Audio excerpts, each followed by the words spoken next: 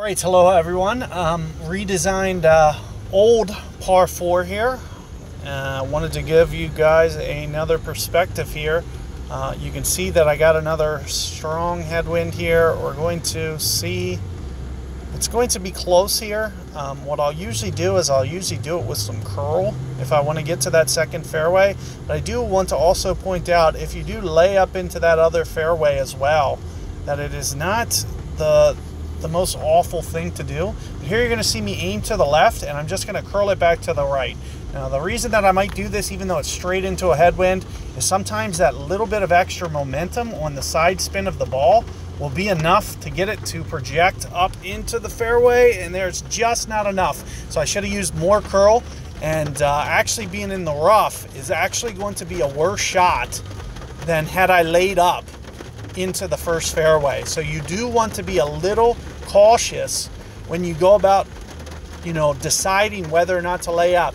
Now, if you guys haven't seen, on one of my other holes, I have added a layup shot, and had I not gotten a straight headwind, I would have still been able to get it to the green. So there is a way to lay up into this first fairway. You don't always have to get super aggressive like I just did, and we will still be okay. But I do want to say that, you know, I'm not, I have enough confidence that I feel, you know, there's still a high degree possibility that, you know, I'm still going to get birdie on this hole.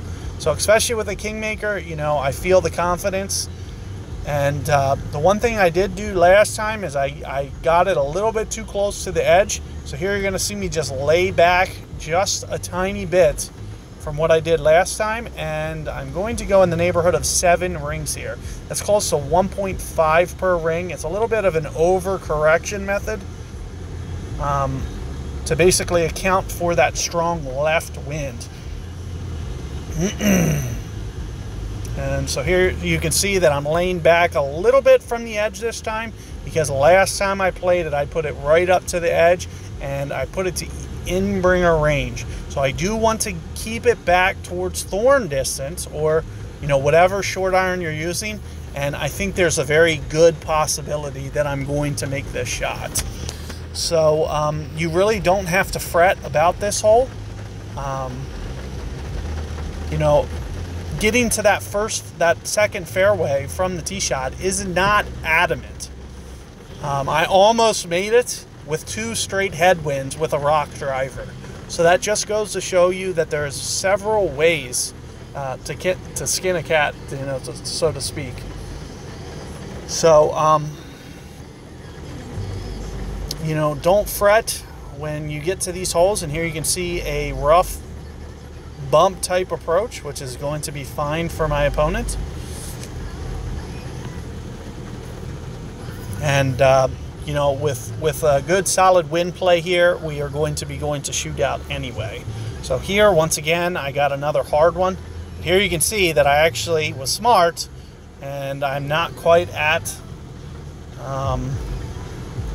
end-bringer range here, which is going to be probably just a hair more than 2 rings.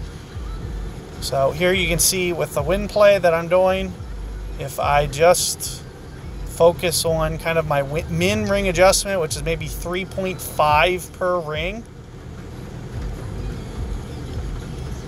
and just kind of centering that up. And I'm not going to rush, because I got to tell you, when you're doing these dunks, setting the power is just as important as the wind play. So you do not want to rush that adjustment. And as you can see, I'm able to still get the birdie. So it was about a 2.5 ring adjustment.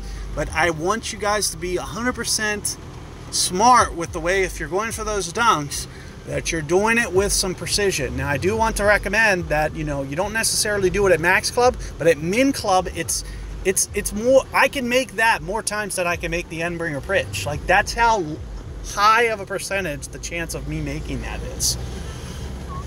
So I do want to let you guys know that there's some strategy in there to going about doing that, as to why I lay back to thorn range to go for that shot like that. And if you guys remember from the tournament, that the way that we go about doing this is with a rough bump, and you're going to see me play it very similarly here.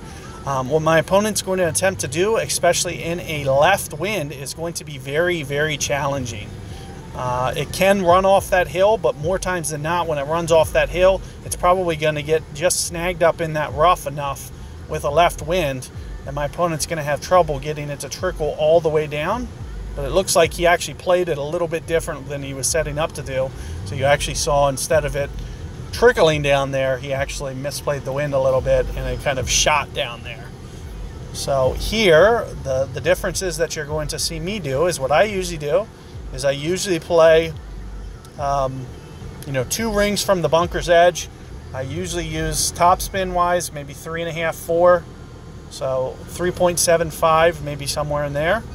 Additionally, you're going to see me play 30% extra wind, so maybe 11-ish rings here for this play. So there is 5, and then you're going to see me go 6, 11 rings. I don't know what happened there. And also just slight curl. Now the wind is helping the ball, so I'm not going to get very aggressive with my curl, but I do need a little bit. And it looks like it was coming in there. It looks like I overplayed the wind. Oh, and it actually shot down the hill. So you really do need to get it a little bit more aggressive than I just did, as you can see. But I do think I'm going to just creep out a wind here, I believe, if I remember. Yep, it looks like I just crept that out. So I got a little careless there, a little sloppy, because I ended up overplaying my wind by, it looks like, 1 ring. So I only needed to go 10 rings there, which is 20% extra wind. So I only needed to do 20% extra wind. So something to keep in mind, and with repetition, in practice, you guys will be able to hone in on that one. So good luck there, guys, and catch you guys on the next one.